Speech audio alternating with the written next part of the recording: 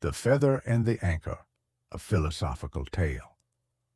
On a foggy evening, an old sailor named Eli came down to the shore to sit quietly by the sea. With him were two objects, an old anchor and a delicate feather he once found in a distant tropical land. These had sat on his shelf for decades, but lately he had begun carrying them.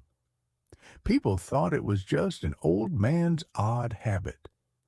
But to Eli, the anchor and the feather were more than metal and fluff.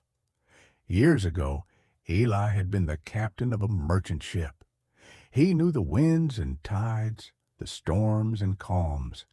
The anchor was his symbol of security, of stability, something to hold the ship and crew steady. But one day, in a port on a faraway island, a feather floated down and landed in his hand. It drifted from the sky as if it had no weight. When he picked it up, he felt, for the first time in many years, lightness. He realized he had spent his whole life trying to stay in control, to be the anchor for himself, for his crew, for his family.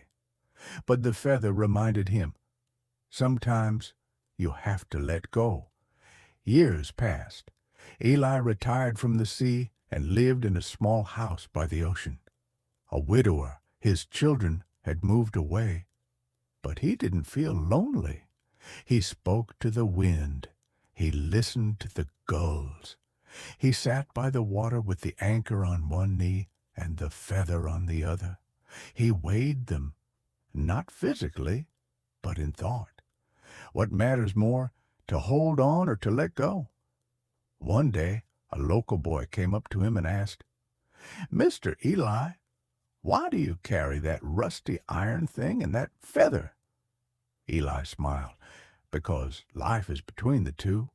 Sometimes you need to be the anchor, holding steady when the storm comes.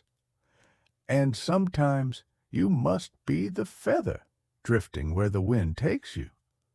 Wisdom is knowing when to be which." The boy didn't understand it all, but he sat beside him. He listened. The wind played with the feather. The anchor lay still. Years later, the old man was gone, but people often saw a young man on the same bench, sitting with a child. He held a feather in his hand, and beside him, an old anchor. He was teaching too.